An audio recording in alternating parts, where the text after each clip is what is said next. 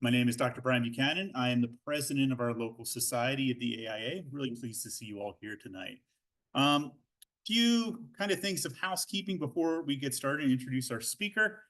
For those of you that have been here before, you're probably used to the spiel, but for those of you who haven't, welcome to an event by the AIA, the Archaeological Institute of America. The AIA, we are one of the oldest archaeological societies in the world. We are North America's oldest archaeological society, and our mission is to support archaeologists, educators, publications, research, site preservation. So the key themes of the AIA is to advocate, educate, and excavate, all things cultural heritage. And by supporting the AIA, by coming to these talks, or if you want to become a member, you help to support public education of archaeology worldwide. We love to have members from our community be members of the AIA. Besides the fact that you get to support really amazing research around the world, you also get some snazzy magazines that come every 2 months. These are a big hit with my students. When I'm done reading, they go on my desk and they all take them when they come in to visit me. If you want it to be a little bit more, you can subscribe at the professional level and you get our really well done professional journal, the American Journal of Archaeology, which has our peer-reviewed articles from archaeologists around the world. But there's lots of ways to get involved with archaeology. There's lots of ways to get involved with the AIA. The AIA supports excavations around the world, including in the US. They oftentimes potentially will take volunteers along, but you can also attend lectures. We host archaeology fairs. Last month, the AIA was one of the sponsors of Spokane Archaeology Day, which I was at a booth if some of you were there, which is always a lot of fun every October. And there are tours that the AIA does around the world. One of the things I wanted to highlight is the AIA has these archaeology hour lectures, okay? Free for people to go to, they're on Zoom. All you have to do is go to this website, archaeological.org/hour. They are, I think this year they're on the Thursdays and they tend to be the same day as this, or they are the day before. Because today is the 17th. You can tell I'm midway through term, I'm already losing track of my dates. So they tend to be like the day before our talks. All you have to do is register, they're totally free. There's been some great speakers already this year, and that's a whole list. And that list you can see on archaeological.org, the AIA's website, or on our website. The Spokane Society has our own webpage where we are updating things that we're doing as a society, as well as links to what the broader national society is doing. So SpokaneAIA.com. I've used this joke before, but forgive me, don't go to AIA Spokane, because that's the Archaeological Institute of America. They got there first and got the name, so we are SpokaneAIA.com. Though I'm sure they would appreciate your support as well. We're still on Facebook. Every month we put up who our speakers are on our Facebook page. So if you follow us on Facebook, you'll get information about who our speakers are every month. But importantly, we also have been very fortunate. A lot of our speakers allow us to record our lectures. A lot of our speakers allow us to zoom out our lectures in a hybrid space. I know there's about 10 people online right now watching this. But a lot of our speakers allow us to record, and we put them on our YouTube channel. Free to watch. A lot of them have seen a lot more views than I thought. I think the one had over 800 views that we only put up last year. So, and what's interesting, going to look at the analytics, you can see people all over the world are watching some of these lectures that are being held here. So it's a great benefit for public education and public outreach. And our speaker tonight has graciously allowed us to video it. So you can't get enough of the talk, go home not immediately, we won't put it up today, but go home and watch it again. Okay. Upcoming events. In November, we are having Dr. Tiffany Fulkerson from Spokane Falls Community College. Dr. Fulkerson is a specialist in the inland Northwest pre-contact archaeology, and she will be talking about some of the work she's done with Washington State University in November. So love to see you again on the third Thursday of the month. In the spring, we're trying something new. In January, those of you that know Spokane January, sometimes it's hard to get our speakers in depending on how the weather is. So I'm going to be giving a talk, and it's not going to be a lecture per se. It's going to be a bit more of a workshop. Probably going to try and do this every year, almost like a public education of how do archaeologists do what we do. So you're going to get to listen to like one of my lectures of how an archaeologist finds a site. Okay. The key thing about that is if we get stuck with a blizzard, I can just do it on Zoom. We don't have to worry about the speaker flying in from somewhere else. So, but we have some amazing speakers after that, starting in February, going through the rest of the year, and we might even have another speaker, a fourth speaker, going into May this year. So stay tuned. Now, before I kind of go on to introducing our speaker tonight, I'd like to read our land acknowledgement that the museum has and we share as well. So we would like to honor the original people of the lands on which we stand by recognizing this as the traditional homeland territory of the Spokane tribe. Their presence here since time immemorial can be seen and felt within these museum walls and in the surrounding landscapes. With gratitude, we would like to extend a thank you to the Spokane's past, present, and future for sharing this space as a place for artistic and cultural expressions to be enjoyed by all.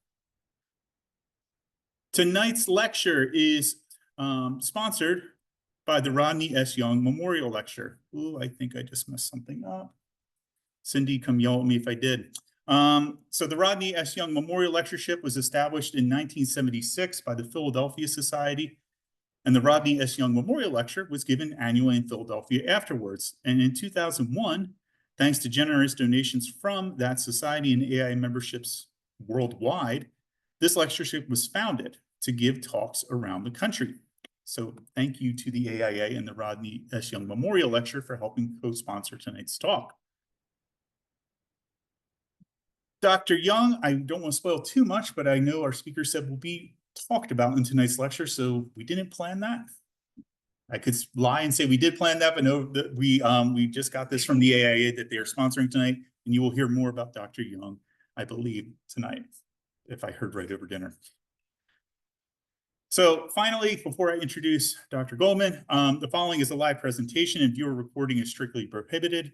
The AIA respects the intellectual property of its presenters and asks that viewers do the same. Thank you very much for your cooperation.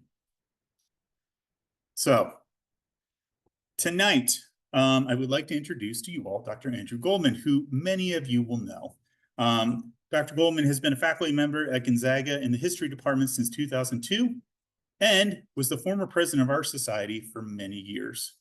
And I remember quizzing him a few years ago, asking him how many years he was president, and he wasn't quite sure off and on how long he was. We're very grateful to be welcoming Andy back again tonight.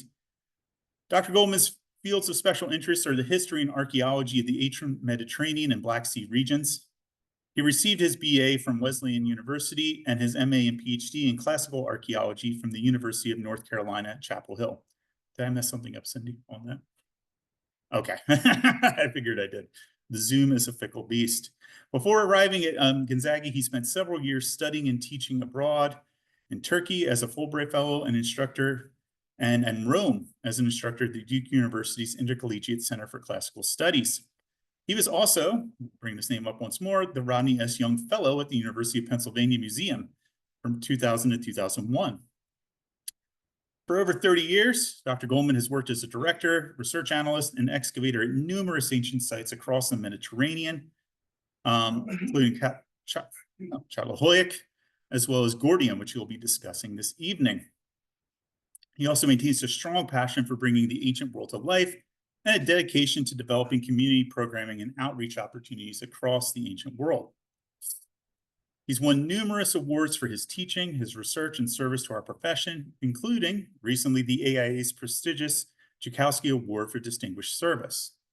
So tonight he will be discussing his work on Gordion during the Roman period and beyond. So please join me in welcoming him to tonight's talk.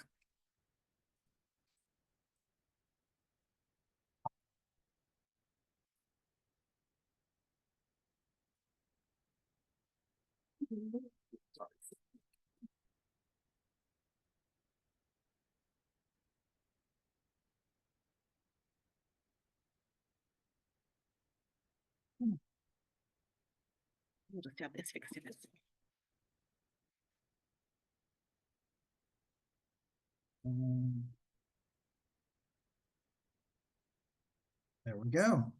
Good evening. It's wonderful to be back and wonderful to see all of you and a lot of familiar faces.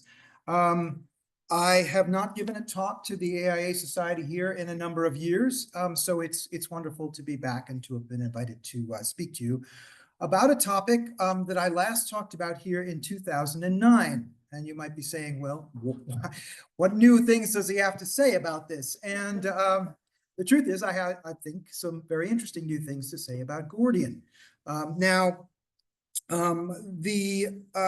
site itself, I'd like to give a quick introduction for those of you who are unfamiliar with it. And then I'd like to go on and talk a little bit about the work that I did at the site for many years, and then talk a little bit finally about some of the new discoveries that we've made.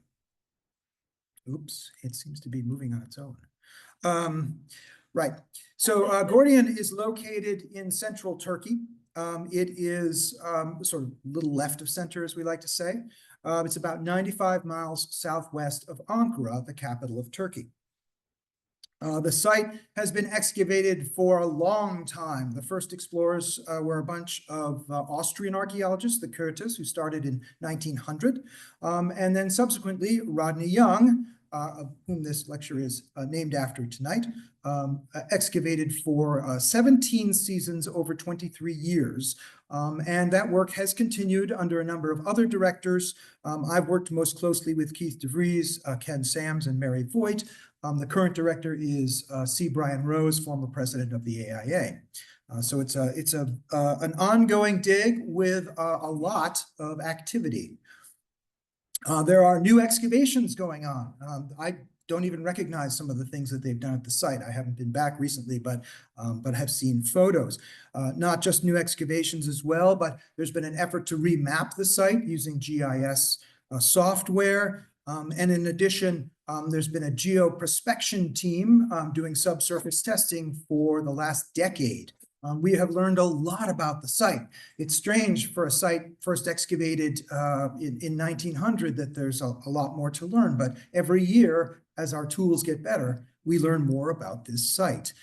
This is a most recent plan. This came out about 2 weeks ago, and you can see how large the site actually is. At the center is a citadel, and then surrounding it are a series of large walls, which we've now confirmed using subsurface testing, so that we now understand that what once was thought to be largely around the citadel actually goes all the way up the slopes and into the valley floor of the Sakarya Valley, or the ancient Sangarius River. So it's quite a large city, and it was in fact the capital of the Phrygian kingdom. Here's the Citadel Mound, where most of the work has taken place. Under Rodney Young, about a third of that mound was excavated. It's what we in the profession refer to as a big dig. These are the digs of the 30s, 40s, all the way up through the 70s before it really got too expensive. And Gordian was one of these. I always tell people to imagine that scene out of the first Indiana Jones movie with the railways and the carts. You know, they had all of this at Gordian. It was really quite astounding. Nowadays, we've been trying to play some catch up. So much work was done, but we've had for the last decade steady publications coming out from the University of Pennsylvania. We've invested tremendous amounts of money in new signage, site preservation, presentation, and so forth. When you go to the site, it's actually much more user-friendly, I guess one could say. And in fact, we have a wonderful website that's been up for a while now. So should you be interested in learning more about the kind of work we're doing, this is a terrific resource for you to use. So Gordian is very much in the 21st century, moving along using all of our new technologies and learning quite a lot about this ancient city. Now, I wanted to talk this evening about Roman Gordian, or the site of Gordian, for a couple of reasons. The first of which is our tremendously successful gala. We had a 75th gala that I think some of you attended, which was a little more than a year and a half ago, I think. It was quite exciting. We had Dr. Richard Liebhardt, who works on the Midas tumulus, talking about one of the most important Iron Age tombs ever excavated. And the site is, of course, most famously known for King Midas, an actual historical figure. as well as his people, the Phrygians. Being the capital, this is what drew Rodney Young's attention. It can tell you that it was not the Romans. And I'll go off script here a second because I never met Rodney Young, but I heard many stories because I was a graduate student about 20 years after he had passed away. But many of his co-workers were still at the site. And Rodney Young hated the Romans. He hated the Romans with a passion, apparently. He first learned to dig at the site of Corinth. And of course, Corinth was notoriously destroyed by the Romans. And apparently, according to Dr. Ellen Kohler, the archivist, he never forgave them. So I'm actually a little uneasy about giving this talk this evening. Because if he's up there, he's definitely not happy. But I think he will be, because I think there's a lot to say about a site that he truly loved. And apparently he was a very generous man. He really did quite an important job in creating the field of Anatolian archaeology. And his discoveries at Gordion with the Phrygians are really quite tremendous. So I thought it would be fun to revisit the site because I know many people were interested in Gordion who attended the gala. The site is also well known, of course, for Alexander the Great, and Gordion is where he cut the famous knot. But there's not a lot of talk, either published or among archaeologists, about what happens after this period. And so I thought it might be interesting to step into the site a little bit and talk about the longevity of what was a site occupied for something over 3,000 years, almost continuously. There are a lot of people living at Gordion, and we'll have a chance to talk about the Roman period now. The last thing I want to talk about is something that's, well, it's rather important for those of us who work at Gordion, an issue of how we deal with archaeological data. You get a lot of talks that are, really quite showy. And I have to say the talk last month was fantastic. If you haven't seen it, it's on the Archaeology Spokane YouTube site of finding the body of Richard III. Of course, most of our work is not that splashy. And what you also need to know whenever you read an article on archaeology, you see this. Most of the finds have taken place years before, and they are the product of many years of investigation before we even break ground. And they're often followed by many, many years of post-excavation analysis. And so these projects often take a long time. And we have a problem when we talk about classical archaeology, the archaeology of the Mediterranean, the Romans and the Greeks, because we have something that for some of these earlier periods we don't have, and that is oftentimes a literary record. And we have textual sources, of course, but we also have archaeological sources gathered in the field. And the big question is, how do they relate? What you're seeing up here on the bottom is an inscription that was discovered at Gordion just 2 years ago. It's the first inscription that actually names Gordion as a site. Prior to this, we had no data from the site that actually said this is Gordion. And this is one of these, this is a piece of evidence that really Oh, there we go. This is a source where it fits both textual and archaeological. And when we're lucky, when we get sources that can be shown to correspond with each other. But oftentimes this isn't the case. And what I'm going to try to talk to you about tonight is how we're working with Roman Gordion. That is, attempting not to allow the literary sources to overwhelm our understanding of the archaeological sources. Archaeology is often called the handmaiden of history. And those of us who are archaeologists hate this phrase because we like to think that our work can stand for itself. And so a good lesson of this is found at Gordion itself. And again, Rodney Young isn't going to like me saying this, but some mistakes were made.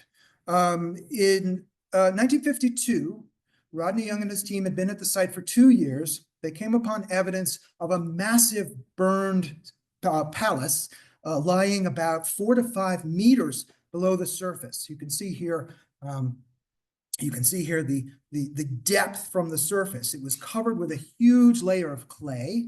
And because the clay sealed off the material below, there was burned wood, there was all kinds of organic matter. It was really a tremendous find.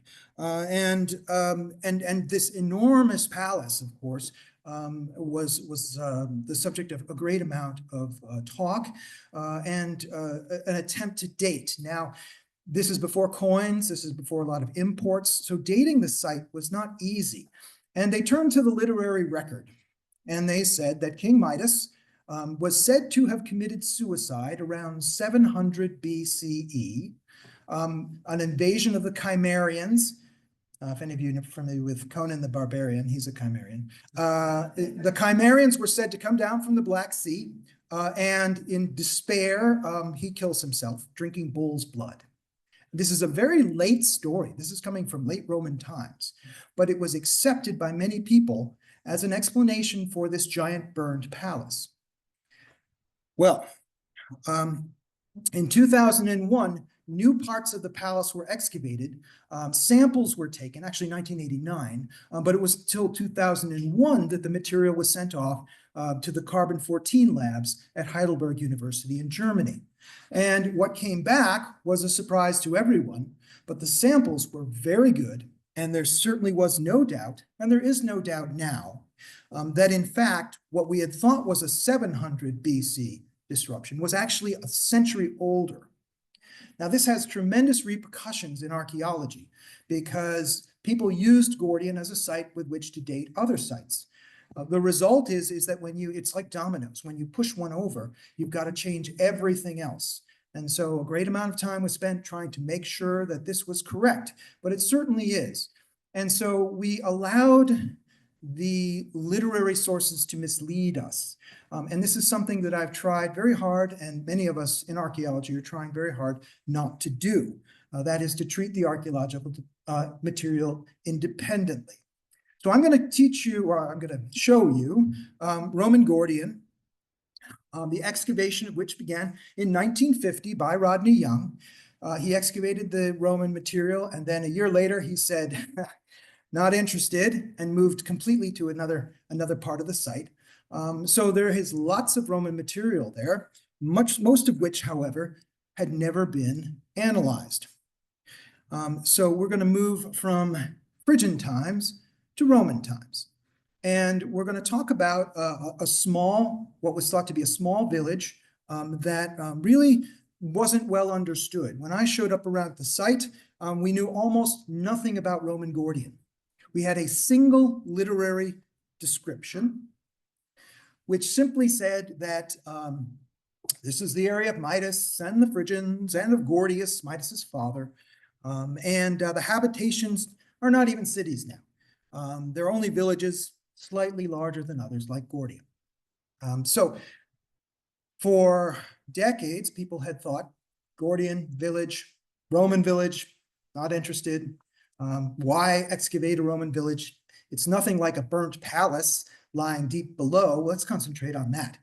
The result is that we didn't know anything really about the site. We had no idea in the Roman times how big it was. We didn't know how long it was inhabited. We didn't know its function or its economy or even what its population was. What we did know something about was where it was located generally, and that was in the Roman province of Galatia, which was annexed by the Emperor Augustus in 25 BCE. Here you see it at its largest extent with Ankara as its metropolis, its major city, and Gordion located not far by. It was one of the bigger provinces in the Roman Empire, but it was sort of akin to Iowa, quiet, mostly agricultural, not a lot of big cities. I'm not putting Iowa down because I have a good friend here from Iowa. Sorry, Sharon. But it was a kind of a quiescent part of the Roman Empire. It's in some ways like Pompeii. An author, Alice Cooley, mentions that Pompeii, nothing important really ever happened there. Nobody important came out of Pompeii. Pompeii is best known because it was destroyed and preserved. not a lot of important things happened in Galatia. It's a very quiet place, and we don't really know all that much about the Roman period. Well, we do know a little bit about Gordion.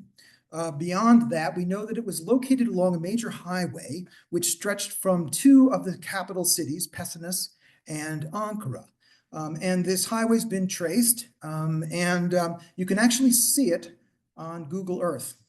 You can't see it quite well because of the slide, but if you zoom in, you can actually find, we found a Roman milestone telling us where the highway was down to the southwest. And then you just trace, there's actually a completely straight road. This is how the Romans did things, straight line, fastest way between two places. And you can actually see it on Google Earth. It's pretty neat. We do a lot of archaeology using satellites now. And this is helpful. The road itself, actually, Rodney Young excavated portions of it in 1955. And here you see, it's a typical Roman road. It has a little spine down the middle, a spina, and it has margin stones, margines. It's about 6 meters wide. It's a 2-lane highway, classic Roman. And so we know a bit about how that, where that goes.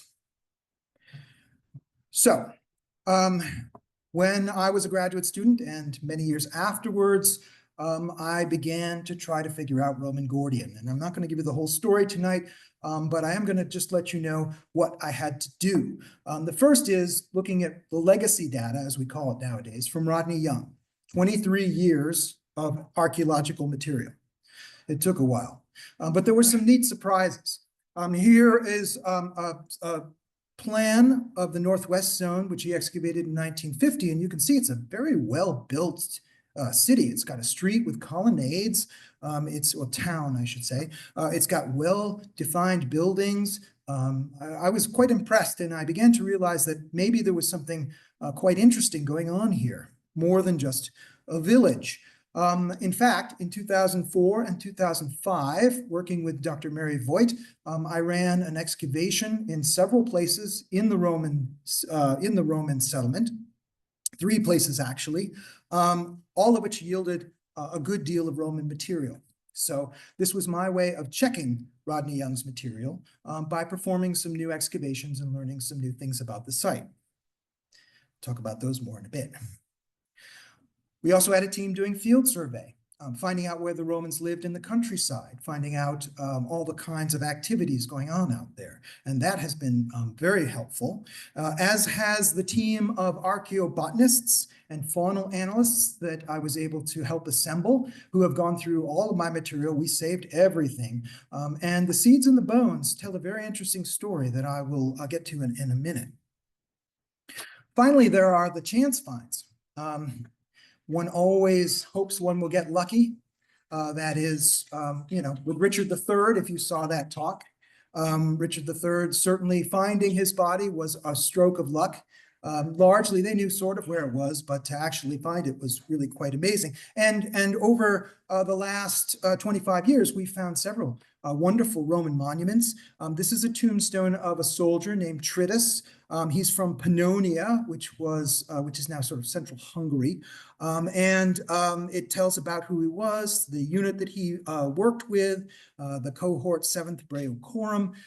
He's a Roman soldier, and here was this tombstone, which began to get me thinking a little bit.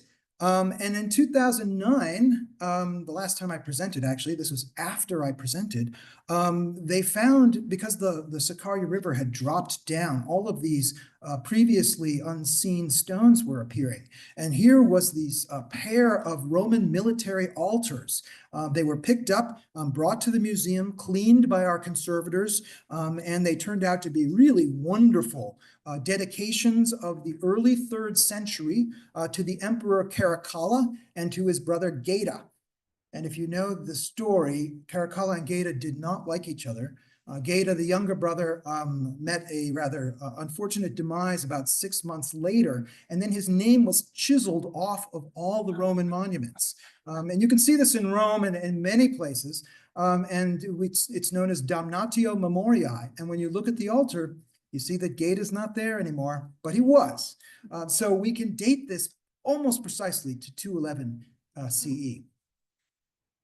So lots of surprises, all of which were very helpful and got me thinking in a military way. Oh, I should say the conservation staff is really wonderful. They'll do anything, almost anything. And so thanking Fortuna, we sacrificed a teddy bear. No teddy bears were harmed in the making of this. Yes, but where we go? Oh, okay. So we start digging, 2004. We're on day 3, and we find this enormous pile with a large mixing bowl on top of it, and literally about, it's got to be half a meter of metal debris. And we begin looking at this metal debris closely, and we begin finding it all over where we're digging. Including this weird hook-shaped thing, which is out there. When you're in trouble, you call the conservators, and they very carefully dig it, and they take it back to their lab. Here's my friend Cricket, who is working on this. And we promptly forgot about it, and then she taps on my shoulder and says, you need to come see this. And it turns out to be Roman armor. So we began to understand that soldiers were indeed at the site, and that we had, in fact, what appeared to be a Roman military base. And so it wasn't a village, as Strabo would have it, but in fact, the period that we were excavating, we're beginning to find all kinds of armor. Those Cheerios, those metal Cheerios are ring mail. We've got different types of scale mail. We've got all kinds of horse. I'm not showing these, but trappings for horses. There seems to have been cavalry at the site. So there's plenty of material there. This thing, for example, is what's known as a sword chape. This is how you manage to put a sword in a sheath and not stick yourself in the foot. It's the part that's located down here at the bottom of the sword. It's a basic one, but quite frankly, the people at the site, and this was not an important military site, had almost the most basic kind of equipment. It's these guys, the Roman auxiliaries. And here you see them wearing chainmail and wearing scale mail on their horses. This is exactly the type of horse pendants you see around here. These are the things we're finding. It's all very clear that the military were camped out there. So by 2024, we learned a lot. We had learned that the site was about 3 hectares in size, that was inhabited between 50 CE and the 5th century CE. We know that it was a Roman military base. We knew that there was a lot of agricultural and pastoral activity taking place. I'll talk about that in a second. The population seems to have been of both soldiers and their families, because these auxiliaries often had their families with them, and the cemeteries are filled with women and children. We have 3 cemeteries that we've excavated as well. And we think that the site was actually known in antiquity as Vindia. It's a statio, which is where we get the word station, which is essentially an outpost that helps with Roman communications, and it helps guard the road. So that's what we found. And over the last 8 months, I have sat in a small, dark room writing this stuff up. And happily, the book is finished. I can hear my parents cheering from the East Coast. The book is finally finished. And it was still exciting, because every day as I looked at this old material, I would find something new. And this is one of the reasons why I feel very lucky to have the job that I have. But the material continued to surprise me. And when asked to do a talk, I thought, well, there's some really interesting stuff that's happened, telling us a lot about the Roman military and how the Roman world worked. And it would make a good title for a talk. And I thought, I'll focus on 3 different areas. And so I'm going to ask 3 key questions, 3 new questions that occurred to me as I was working through this. And I'll walk you through the answers based on all of this post-excavational analysis. Again, this is why we do it. And we do it independent of the sources. And then I'll try to see if I can make it all fit together, how it all correlates. So the first is what the heck are these Roman soldiers doing out in the middle of nowhere in 50 CE when there were no major wars around here? They settled in. for good. They built really nice buildings. They weren't going anywhere. So what in the world were they up to? Now, by this time, the Roman armies had all been moved out to the Roman borders, and they were guarding Rome, and they were guarding the sort of the northern and the eastern portions of it. Nobody was down in the Sahara, really, but the troops, the legions, and the secondary troops, the auxiliaries, were largely poised outside of the major provinces and well away from the Mediterranean. Now, Galatia is here, and it's not close to the border. In fact, it's hundreds of kilometers away from the major military bases on the Euphrates River. You're looking at the eastern side of the Roman Empire here, and Gordion is all the way over here. It's not even close. So whoever was there, these soldiers were not there for fighting purposes. They, in fact, had very different purposes, and they're known as auxiliaries. They're the second tier of Roman soldiers. Their job is support troops. Well, they're also cannon fodder when battles take place, but they also had many jobs which were very important to not just help the Roman army, but help the security of the Roman world. They keep the roads safe, and here we are along a major road. Not surprising to find them. In fact, we find that they tend to settle down in sites where there are fortifications or old settlements, and Gordion is a perfect place to do that. It had these old Phrygian fortifications around it. They were probably there to protect the road, patrol the region, collect taxes, and so forth. And we know that they were doing this kind of work all over. And so, yes, it does appear that it is an auxiliary base, a statia. And then it got much more interesting. By the way, I raised the point because you've all seen a statio before. If you're driving on 90 and you see one of those signs that says State Patrol is out here in Washington State, that's all those gold stars. Notice that they're really out in the middle of nowhere. This is kind of where our soldiers at Gordion were. Their job was to take control of regions where there were smaller populations and you needed some kind of safety. And so in a lot of ways, it's kind of like the state police. If you've been through Kittitas, you know that they're there. They certainly are. Gordion's located at a perfect place, a river crossing, so they can help control the crossing. And it's out in the middle of nowhere. It's not near the big cities. It's right between them. And that's exactly where you would expect to find one of these. Now, the thing that's made me really excited is that I thought, oh, they're just doing everything that everybody else is doing. You know, that we have hundreds of these bases across the Roman world. Nothing unusual here. And then I started working with Naomi Miller, Mac Marston, and Janan Chakirlar. And the three of them are specialists in ancient seeds and bones. And they began going through the material that I had dug up many years before. And what they found was, in fact, something very interesting was happening because they were also studying the material from earlier periods at Gordion. So we had a measure with which to see change going on in the region. And what we found was that in the Roman period, suddenly they're spending all this time and effort on really high quality wheat. And I can tell you that this was not the wheat that was being eaten by the villagers nearby. They were eating the lesser quality stuff. The really good stuff was going to the Romans. So the first thing we found was the seeds.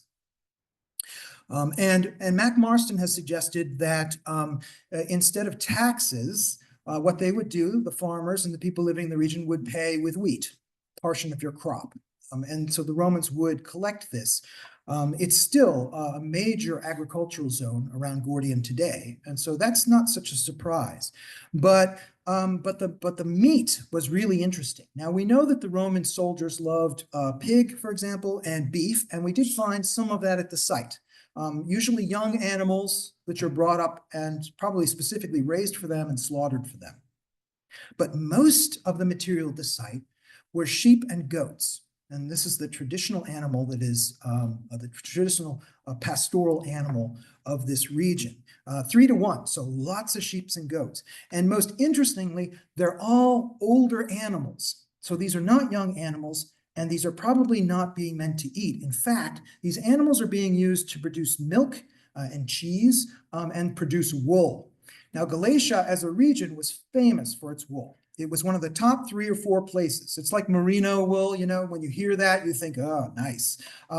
This is a high quality, and this was being used for taxes, and it was also being shipped out to the soldiers.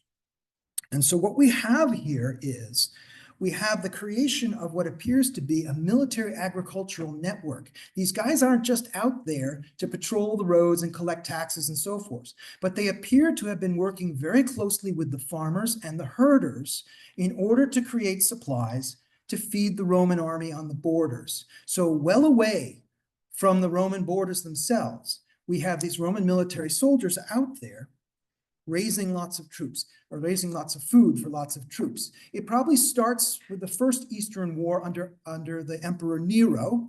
He fights the Parthians. It's a long war. It's not a particularly successful war, but that does seem to be the time when the Romans come to Gordion. And so this seems to have been all part of a giant strategic supply network. Julian Bennett, a colleague who helped excavate at Gordion, has estimated that for the troops in the province of Galatia, Cappadocia, the amount of monthly needs for these troops, for their maintenance, were enormous. We're talking about maybe 20,000 soldiers, 30,000 or 3,000 horses, and just enormous amounts of wheat, meat, wine, olive oil, barley, just to keep these guys fed. Their job being, of course, to keep Rome safe. So you can see that Gordion had a very important role to play, and one that went on and on and on every year. After the war ended, Gordion continues to be inhabited. They continue to feed the troops. So this seems to be what they were actually doing, which caught me by surprise. I didn't really quite understand how the soldiers and the people living around them must have formed this very, very elaborate network based on trust, based on familiarity. We often think of soldiers quartering in areas and people being afraid of them, but this must have genuinely been a good working relationship. And it tells you a lot about what the Romans were doing as they were securing the world and creating peace at their time. All right, the next question I had was, where are they coming from then? Okay, these soldiers appear out of nowhere. You know, some of them were probably locals, and we do know that they recruited a fair number of locals from Galatia, but some of them seem to have been from elsewhere. Now, the site at its largest extent was completely rebuilt. So here's that 3-hectare site, and this whole area was completely shaved down and rebuilt at one point. And based on the information we have, I think I figured out what happened. Why go and completely reinvent a site? In the Northwest zone, for example, we see these buildings that I showed you before. And we discovered, Mary Voigt and I, in 2013, we looked at the buildings, we thought, wow, they're so straight. The walls are so well built. Everything seems to be so nicely planned. Yes, in fact, they brought in architects. Everything is completely planned. Now, for those of you unfamiliar with ancient measurements, and I'm assuming that many of you aren't, a Roman foot is about 30 centimeters, and 10 Roman feet is roughly 3 meters. Okay, a 3-meter rule under the Romans was called a decimpedia. And we began measuring this. We actually, Mary and I were sitting there and like, well, let's try it. We pull out a ruler. It was real old school. We pull out a ruler and a colored pencil, and we just start going at it. And we realized that all the rooms are measurements of decimpedia, 30 by 30, 25 by 25. The street is 40 Roman feet across exactly. So somebody came into the site, completely wiped it clean, right down to the floors, and then built a brand new and really beautiful site. I mean, they're moving giant stones, they're doing all kinds of work. And so I had to find out, you know, who could possibly be doing this and what's going on. We were finding material that was from well away from Gordion and Turkey. This is a snake's head brooch. You can see it's kind of got this cool little snake head on it. It's enameled, and that's largely from Central and Western Europe. We were finding graves with strange phenomenon here. This one, he's wearing shoes, and there's a second set of shoes placed at his feet, which was very odd. We only found one of these, but it stuck in my brain for a long time. And so I went back to our friend Tritus. We know he's from Pannonia. And so over the years, I spent a lot of time looking at Pannonia. Now, Pannonia is here in Central Europe. It's along the Danube, and it's a region where a great many Roman soldiers were once stationed. And what appears to have happened is they were moved down here to what is Syria today. And the reason for this was another Eastern war. Here's our second one, that of the Emperor Trajan. And we know that Trajan passed through Ankara in 113 CE, and he spent the winter there. And the scenario that I've built is exactly this. What do you do? This is, by the way, this is the largest Roman army ever assembled, the largest invasion force that Rome ever put to the field. He's got 180,000 men. What do you do with 180,000 fighting men in the wintertime? Well, you better find something to do with them, because the results are not going to be good if you don't keep them busy. You've got to keep them busy. And so what we believe happened, and I've got a number of colleagues who think that this is correct. I'm suggesting that some of the troops were stationed at Gordion, and to keep them busy, they were asked to rebuild the site completely. And this is why you can have the best military engineers, and you can have these beautifully built buildings and streets, and then Trajan and his men take off. And what they've done is not just keep the men busy in the wintertime, but to create a much better place to collect more food and more sheep and goats and so forth. So we think that the wars really shaped Gordion of this time. We know the Pannonians were there. As I started looking for Pannonian material, and it just started popping up. This is a pot that we found. It's in the Ankara Museum now, and it very much resembles the pottery coming out of a Roman military site, Brigetio, in Pannonia. And there was another grave where we found down by the ankles, and I actually excavated this myself. So I've been puzzled about this for ages. We found this whole pile of little beads placed on top of the ankle. We originally thought that maybe it was in a bag, a leather bag, and it could be a necklace. There's a beautiful little carnelian bead you can see here with a bird carved in it. There's a piece of amber. It's desiccated amber. So amber is also a product that was from Pannonia. It was coming down from the Baltic Sea right into Pannonia on what's called the Amber Road, and all kinds of little bits and pieces. It's a really interesting piece of jewelry. And what I found was if you look at Pannonia and in the cemeteries there, you find it among women.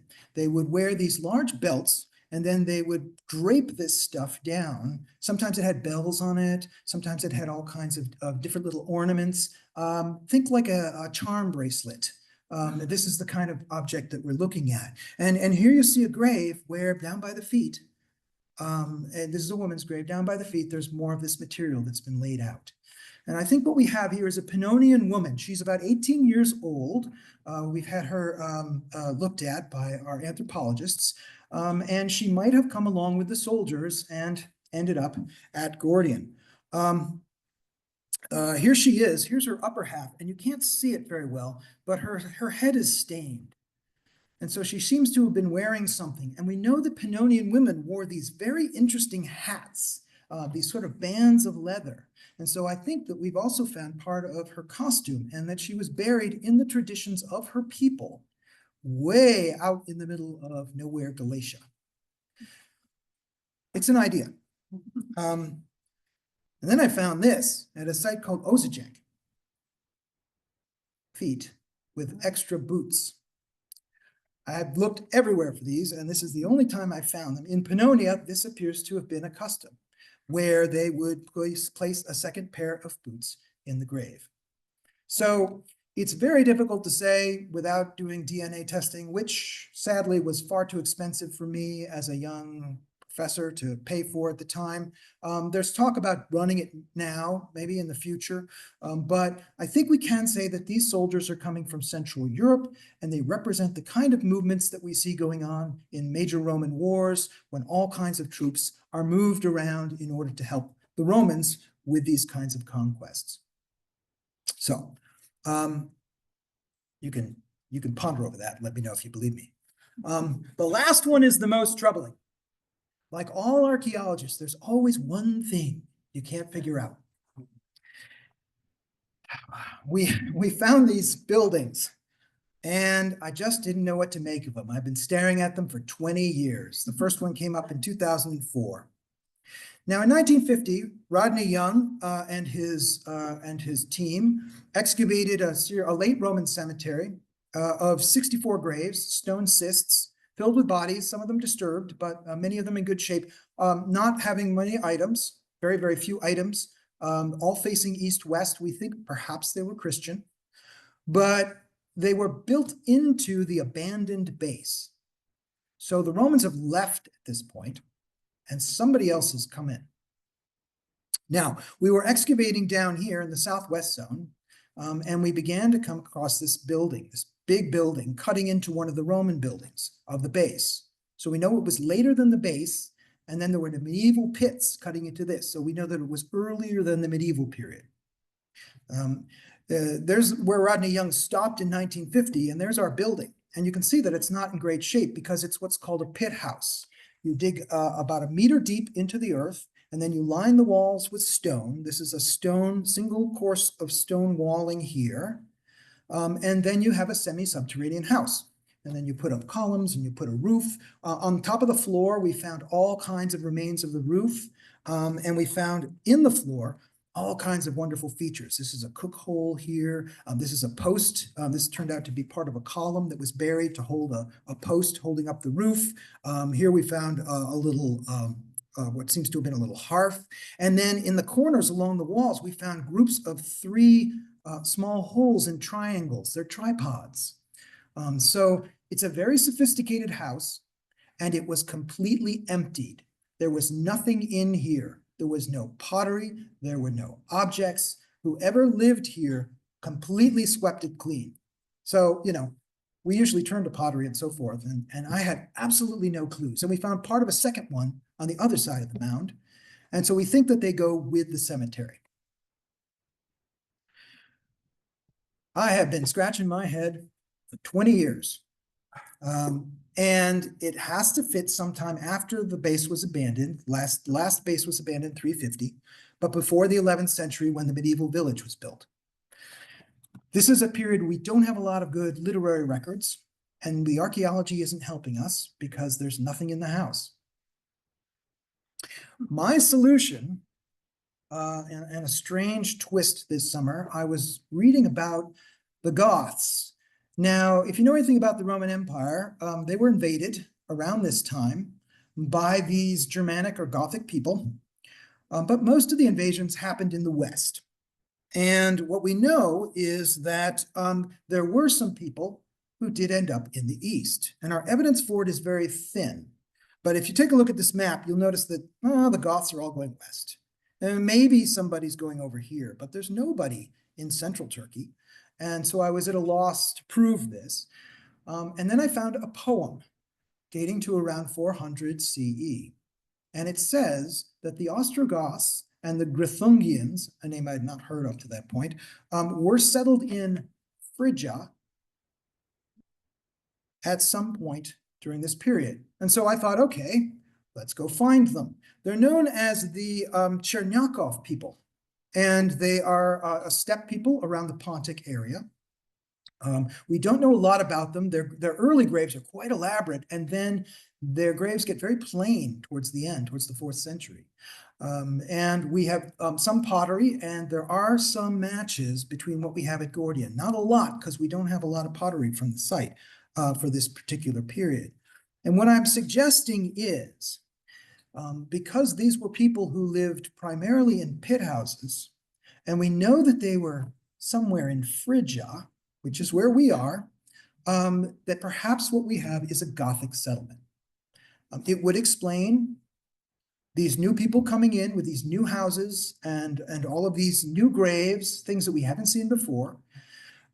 They seem to have left. They decided that they would go and invade southern Turkey about 15 years later. And so they seem to have picked up and just left, which would explain why the building was emptied and abandoned and was in very good shape. So I'm suggesting broadly that we have a Gothic period, if you would, at Gordion. I can't figure out who else it might have been. The Goths are my best choice. So our three questions. Why were the Romans there? They were there to support the borders. They were there to help with the war. They were here to enforce security. They were there to keep the Pax Romana, the great Roman peace.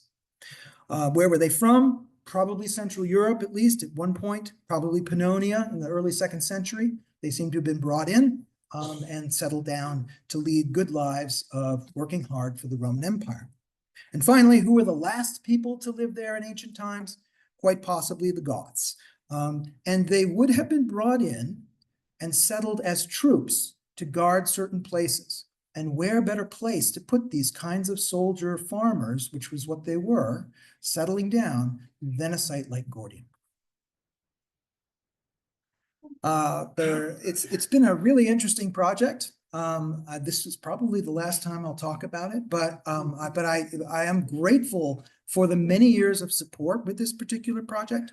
Gonzaga University giving me a sabbatical last year, as well as the University of Pennsylvania and all of the various directors who've helped my work. It's been a fascinating discovery, and the book will be out in a couple of years, I think. But it really has been an interesting ride, and thank you this evening for sharing it with me.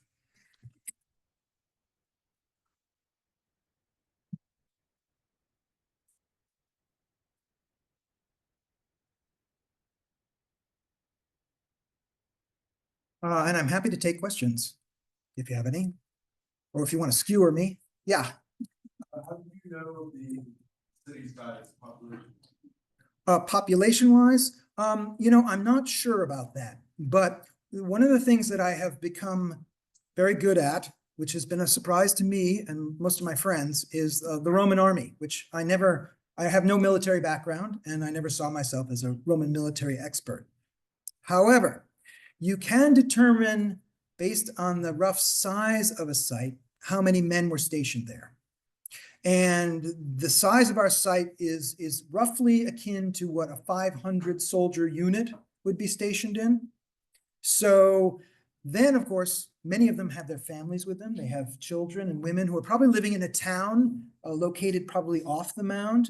So maybe a population altogether of 700 to 800 people living in this particular site. So never very large, but based on the number of soldiers who would be there at its peak size.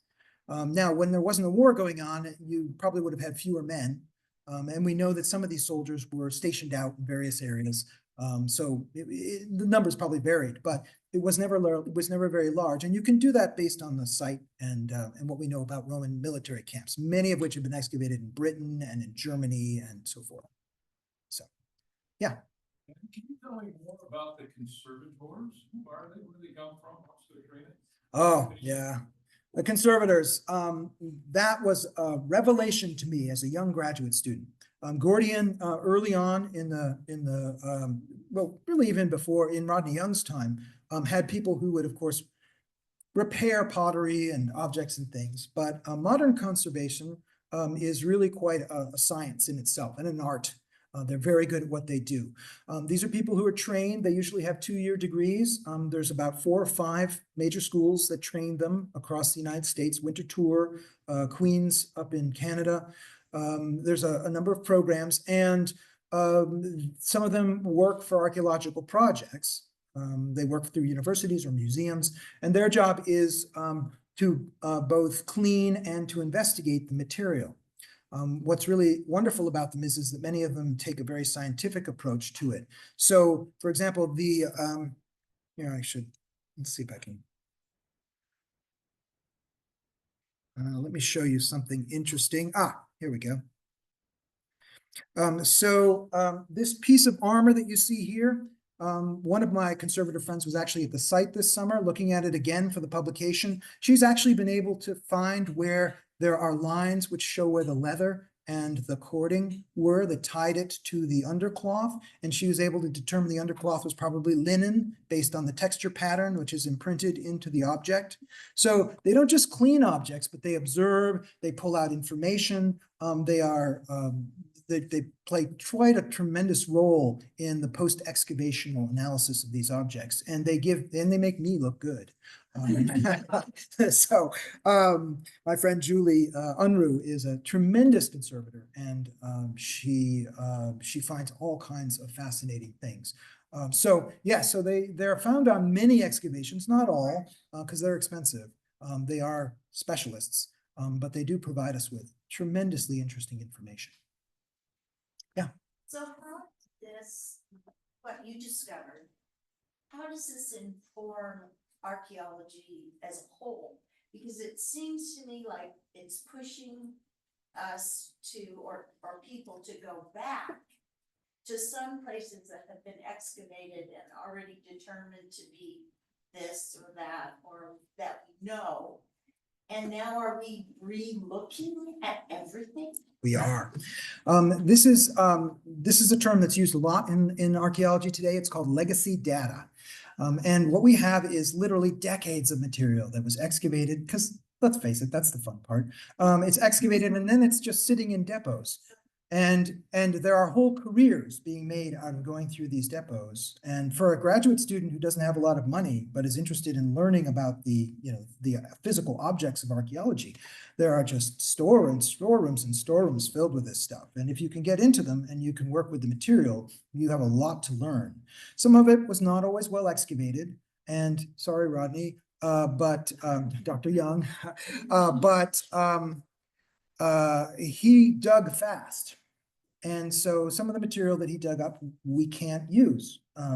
But other material that he did find has been very important. So yes, this is what's going on a lot nowadays.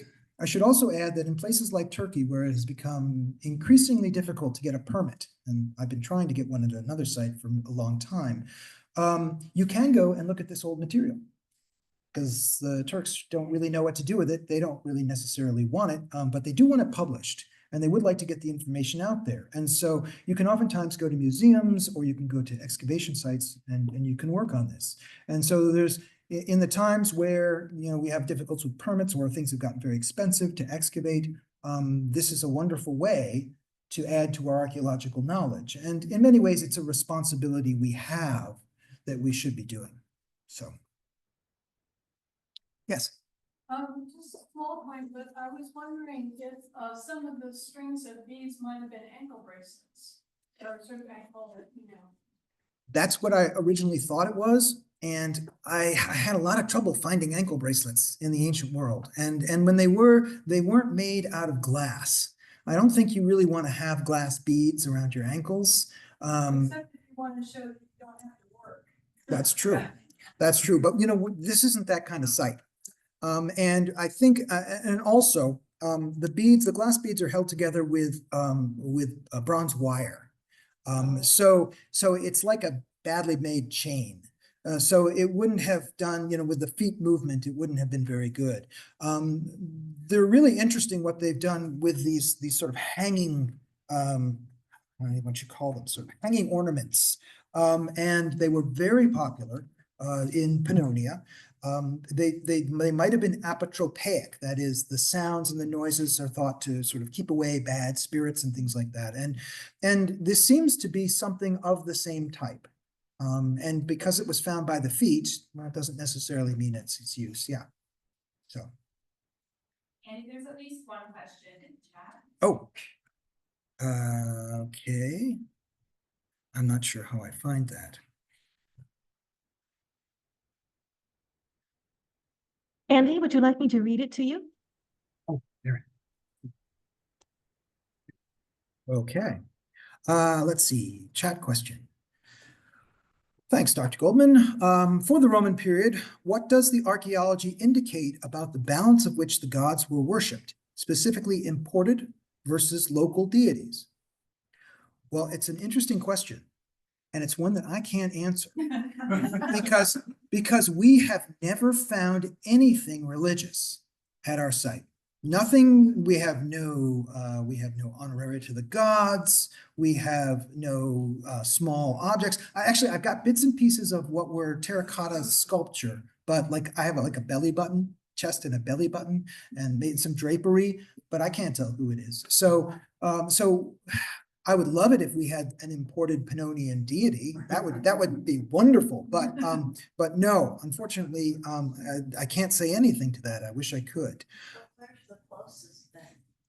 Deities. The closest deities? Archaeology site where there are deities. Well, Gordion itself was famous for the worship of Cybele, and she was a Phrygian goddess, and we know that her worship continued all the way through the Hellenistic period, at the time of and past when Alexander was there. She was very important in central Anatolia, and so yes, we would expect maybe to find something with Cybele, but the site was abandoned, and the Romans show up, and they've got their own customs. So, and somebody mentioned here, you jumped from Alexander to the Romans, and that's absolutely right. So I should point out that the site, for those of you who have ever read about it, was taken over by a group of people known as the Galatians. The Galatians were tribesmen, probably from the Danube area, who eventually migrate in the 3rd century into central Turkey, and they're given the lands to settle into, and a whole bunch of them settle at Gordion. And we have some really gruesome stuff that we've found that people have ascribed to Galatian rituals of people with their heads cut off. And there's a wonderful, well, not wonderful, there's a very good article about this by my colleague Mary Voigt, which you can find from 2001. I think it's in Archaeology magazine. And what happens is the Galatians stir up a lot of problems for the Romans, and the Romans come in with an army.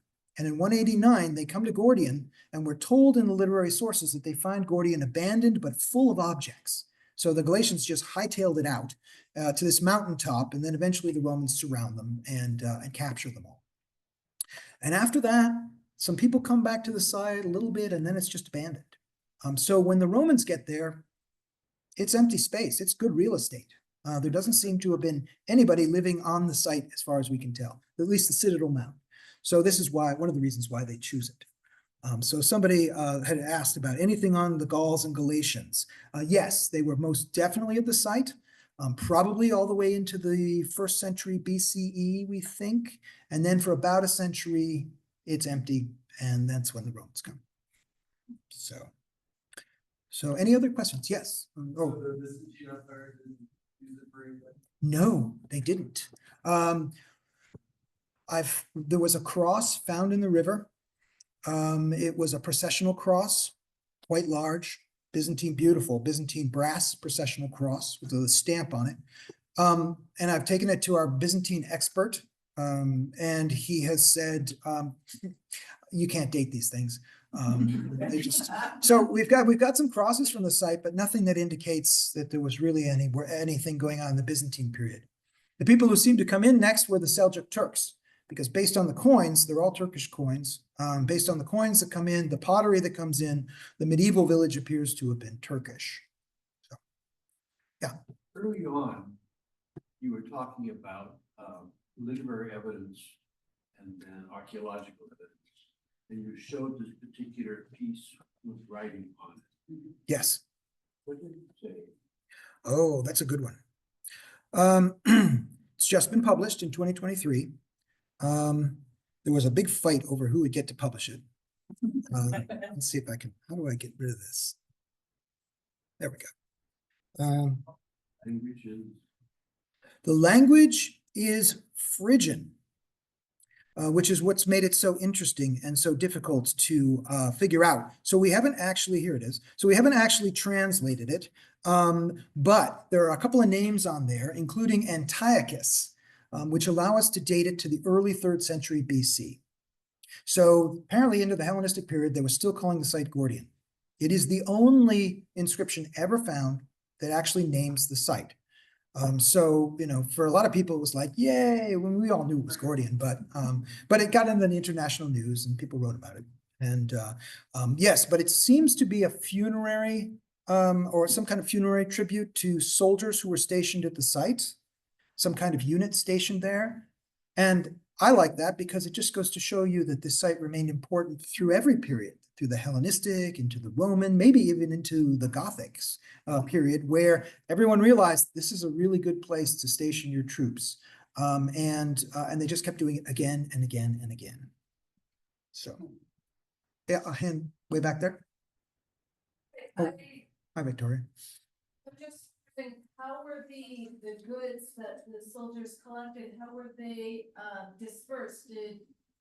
Was there ever like temporary housing for other soldiers or people from the army coming in to move the goods out, or? Yeah, that's a really good question. And, because we're talking about hundreds of kilometers to get this stuff to the borders. And they probably had like sort of caravan-like trains that they would come through at certain times of the year and pick this stuff up and carry it off. We don't know exactly how they did it. And for a long time, people thought, yeah, the Romans can't do this because it's just too expensive. Moving material over land is really expensive. But we all know that when you have something like the United States Army, which overspends its budgets all the time, if the army wants to move something, it doesn't really matter what it's going to cost them. They have the men to do it. They have the supplies to do it. They can do it whenever they want. And so the army represents something a bit different. You can't use economic merchant economics to talk about how they're moving this stuff when, quite frankly, the Roman army is going to use what it needs. And they're collecting it in taxes, so they're not buying it. They're not paying for it. And they're probably moving the sheep on the hoof. The sheep and the goats, they're just kind of taking them out with them. So many of those things would have been perishable unless they were preserved somehow? Yeah, so they could very well have taken them in the wintertime. One of the things that we find at a lot of Roman military bases, especially in England, we have a number of examples of this, are very large granaries. We have not found one of these at Gordion. What we have found is we've found places where they're working on armor and metalworking, where they actually have I found a mini blast furnace where they're making hobnails for boots. They're clearly working on the site, and they might very well have had a big granary there where they're just storing the stuff and then eventually shipping it out. But unfortunately, we haven't found it yet. So, yes. So my question is about an earlier period of history. Sure. So you brought up King Midas with the Golden Touch. Mm-hmm. My understanding is there were several King Midases, and the one whose tomb is so famous, it's actually probably his father's tomb, right? Correct. But that's not the Midas with the Golden Touch. He was kind of further back in time. No, he was probably his son. And for those of you who had the great privilege to listen to Richard Liebhardt at our gala dinner, what he showed was something that they have just found on the bed of inside the tomb, which was the remains of what was essentially a cloth of gold, except it's not gold, it's actually a kind of a pyrite that they would actually weave into clothing. We have examples of this. And so the myth probably comes out of the Phrygians, who are dressing up, quite fancy. And yes, it was probably his father's tomb, but the Midas, the famous Midas, who we have in historical records and so forth. There are probably 4 Midases that we know about, but the most famous one is probably his son, who lived in the last quarter of the 8th century. So 725 to maybe 710, 705. And is he the one whose skull is in the Museum of Anatolian Civilization in Ankara? No, the skull would be the father's. And people have called him Gordius, but we don't know. There are about half a dozen names which have been found inside the tomb on wax tabs or carved into a beam, and none of them are Gordius or Midas. So they're just Phrygian names. So we don't know. Last question there. Professor, the 2-lane highway, did the Romans drive on the right side of the road? There have been whole books about that. Because at Pompeii, because at Pompeii, the wagons cut into the stone streets, and you can actually see which way they were curving. I don't know the answer to it, but somebody does, and yeah, I haven't read that book yet, but people have spent a great deal of time figuring that out. So, yeah. Follow-up question? Okay, go ahead. It's somewhat related. I just I feel that your audience might be a little bit concerned about you, and I wanted to ask if you could clarify, how many speeding tickets have you gotten? This from my wife. I have gotten 0 speeding tickets. In Kittitas. Yes. No, record's clean. My record's clean. But thank you for clarifying that, dear. We'll talk later. Thanks, everyone. So we're gonna do our book draw, was Dr. Goldman to draw the tickets. We have 2 books tonight. We have In Search of Greece, a catalog and an exhibit of drawings at the British Museum. Very nice illustrated book here. And we also have a history of private life from pagan Rome to Byzantium. So, get out your tickets if you have them. I don't think I've ever gotten a